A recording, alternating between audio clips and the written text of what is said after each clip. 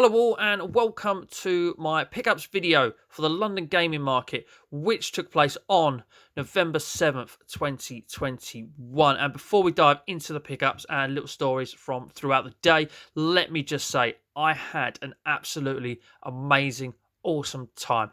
It was brilliant. The day just flew by. Like any day you really enjoy it, it just flies by. And this just went like that. Went far too quickly. But what a brilliant day it was. Seriously, bring on the next London gaming market already. I'm ready for it. Bring it on. And yes, I do love hunting for games. I always do. And yes, I do love adding to my collection. I always do. But what really made the day was catching up with good friends and fellow YouTubers throughout the day. It was just brilliant. Absolutely brilliant. And by the way, any channel I do mention throughout this video, I will be chucking a link to the channel in the description below. So please do take the time to check them out. They were all amazing people. And again, amazing, awesome day.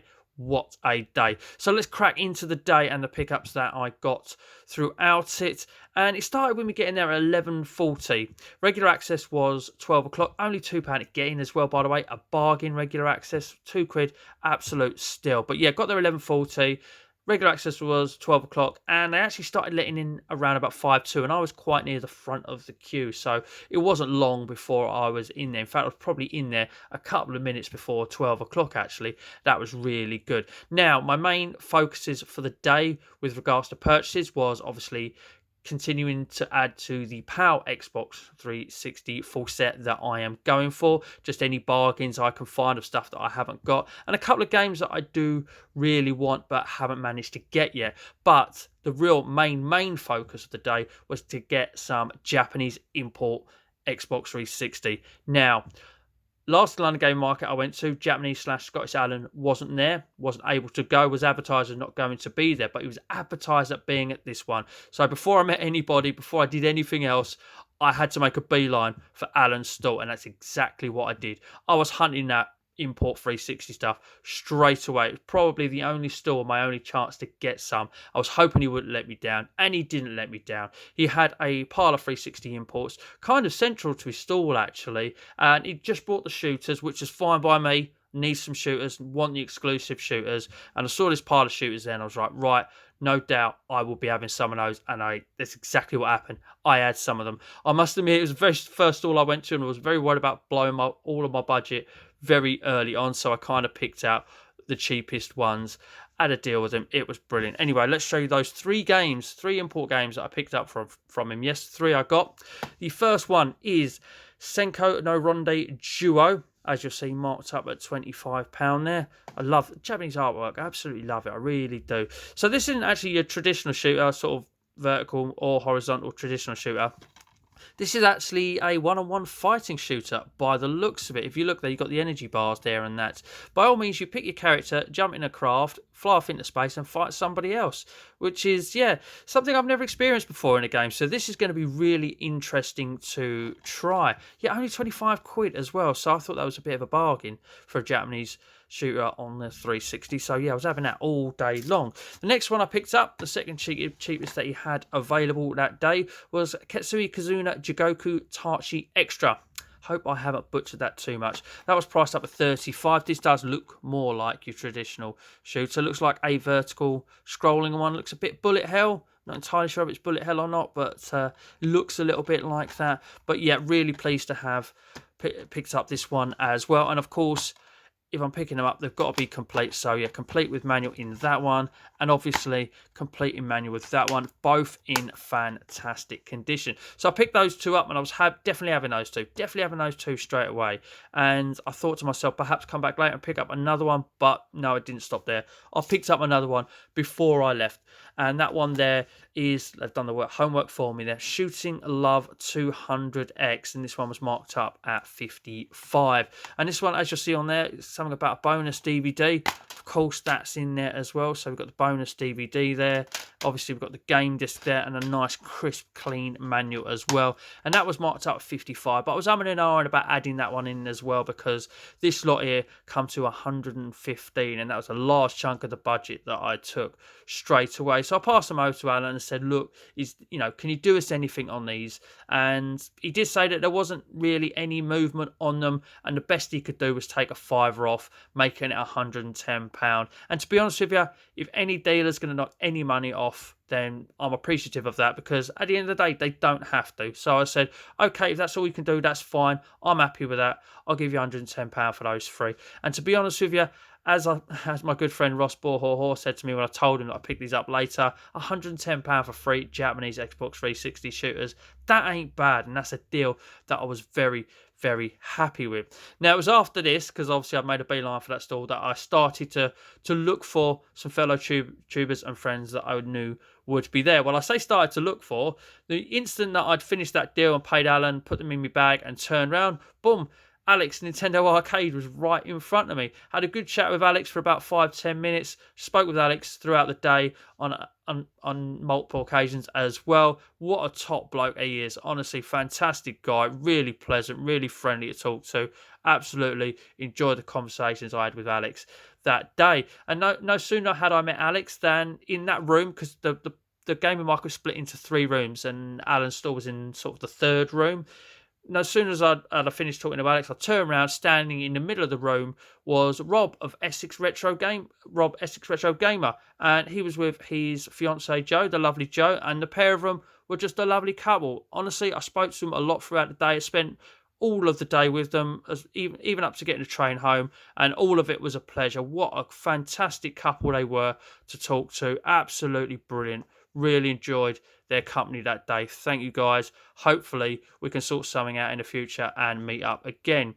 And then, of course, after that, I saw the legend that is Scott, Sega Zombie, and he was with his friend Ian, the pair of them. Obviously, I met Scott at the last London Game Market. Scott's a top guy, top bloke, someone I consider a true friend, and we had a great day. Multiple chats throughout the day. Obviously, I spent a lot of time going around with Scott looking at stuff as well.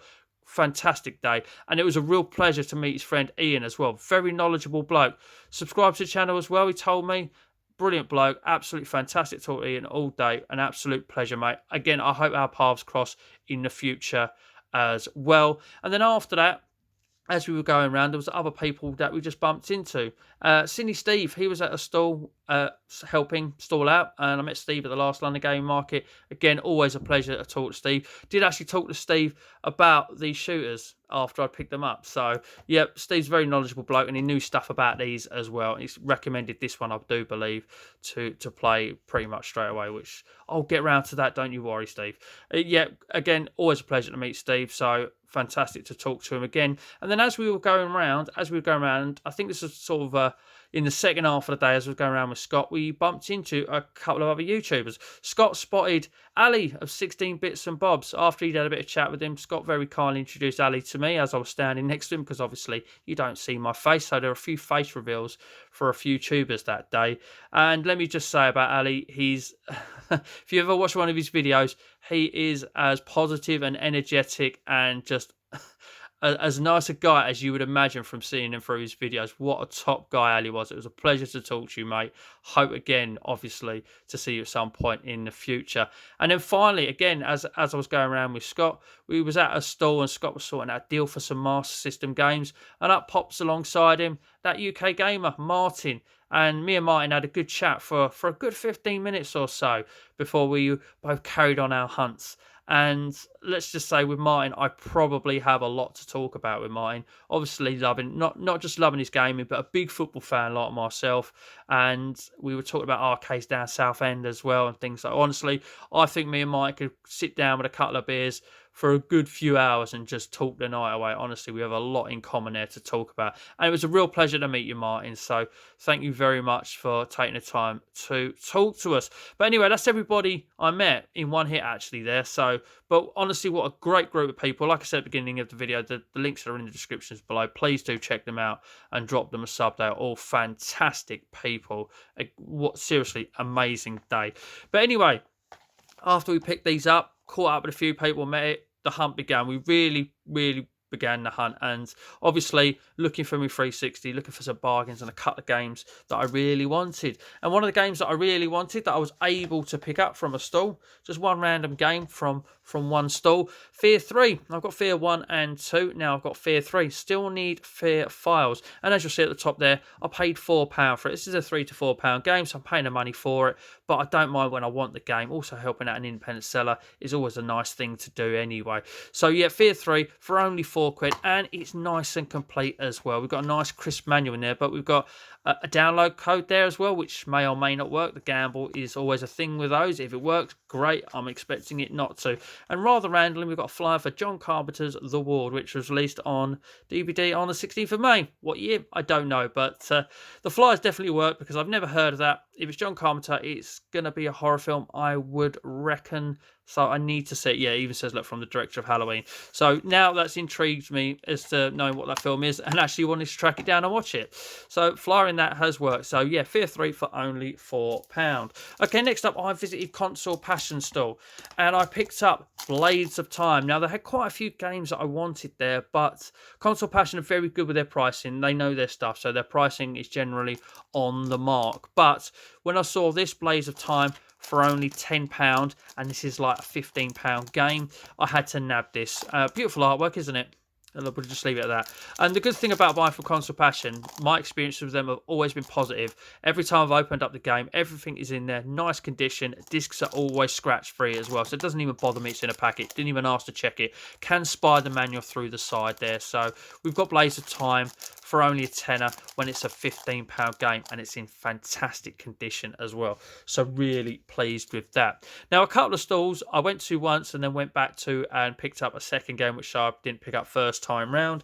And the first of those two occasions happening is the next two games. So I went up to one stall, checked out the 360 games, had a row of them, and I spotted WRC3 FIA World Rally Championship. Now, I've got 2 and 4, so this is plugging a nice little gap there. Don't have the first one yet, but I saw this there priced up at £4, and this is like an £8 game, so it's almost like 50% off without asking. Obviously, I'm not going to ask for more off of £4, you know, but that's a great price anyway, so I weren't going to argue with it. And of course, I opened it up, and of course, look at that nice, clean, crisp manual as well. Again, not attacked by game as all of them have been so far. Not a single sticker on a manual, which is absolutely fantastic. So yeah, again, it's for the equivalent of 50% of its value.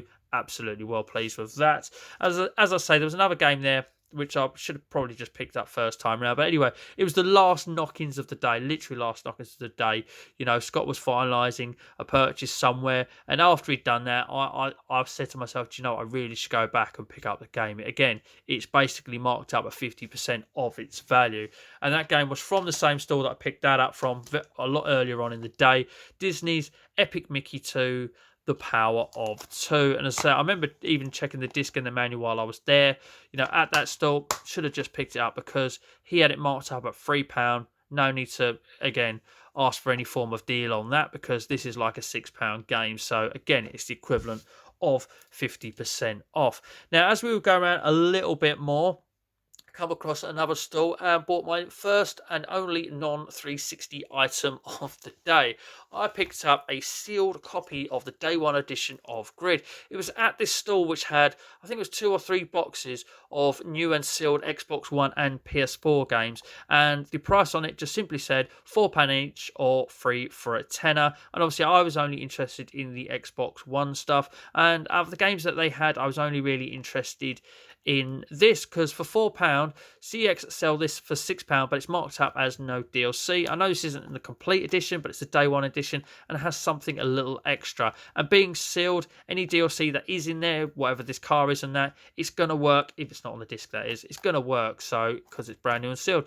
So for £4, when it's a £6 game of CX and that's with no DLC, I thought that was a little bit of a bargain, so we nabbed that. Apparently, it's meant to be a bit of a good game with largely easy gamer score except for one achievement, which involves you driving the circumference of the world overall throughout the game. Yes, that's going to take some time, but we will do it. We will do it, won't we, Ross? Right, last two games now, last two games, and this is the second time that I visited the store once and then went back later in the day, visited them again, and then bought something which I picked up earlier. Right, their 360 games are all in boxes sort of on the floor, just in front of / under the counter, and I was going through them. There was a lot priced up that I didn't want, or I didn't want for the price that they had on them, things like that. And then there was two without any prices on that I needed, that I was interested in. So I picked them both up and asked them how much they were. The first one that I picked up out of the two was Dead or Alive Extreme 2. As you see, it's got the sticker there, but there was no price on it. So that was the first one I held up, and I said, how much for this one, mate? He said £4. And this is an £8 game in CX. So straight away I thought, yep, I'm having that. This used to be a £2 game a few years ago, and it's like a lot of low price 360 stuff. It's slowly crept up a little bit. So when he said £4 and I knew it was an £8 game, nabbed it. As I say, fantastic condition, can spy the manual through the side there, so I was happy with that. Now the second game I picked up, it was one of the games that I really wanted, that I was hoping to find that day. The second game that I picked up and asked him how much was Battle Fantasia. This is a fighting game, and I love my fighters. As you'll see there, you can see it's a fighting game. I love my fighters. I wanted this for a while now, and I picked this one up, and obviously I said how much for this one as well, and he said 20 quid, which is more than I wanted to pay for it, because I knew it's £15 in CX, and I thought, shall I just get it because I really want it? But I thought to myself, do you know what? I'll go round, have a look around, see if I can find it anywhere else, and then perhaps come back later and pick it up. But anyway, I went round, couldn't find it anywhere else that day. So I went back round later, picked it up and said, how much for this? And he said, £20 again. And I said, is there anything you could do on that? And he said, I can do it to you for £15, which is what CX charged for it. And again, I just really wanted it, so I just paid for it. Just nabbed it at £15 that he said that I could have it for. Because again, nice clean manual, nice disc, 100% scratch free, not a blemish or mark on it. So I just paid him the £15 for it. And that was my last purchase of the day. I had a budget throughout the day. I actually went £3 over it, but I don't care. Actually, I went £6 over in the end, because I went back and got an Epic Mickey. That was right. I had £12 budget left when I was trying to buy this, but I had to get my card out. He took card, and then I went and nabbed the Epic Mickey game. But anyway, we've added some fantastic items to the collection. I'm really happy with those Japanese shooters. They're going to be some of the first stuff that I play. This is going to get a play very early on, because I've wanted this for a long time now. But like I said at the beginning of the video, what really makes a day like this is the company that you meet and the company that you spend your day with.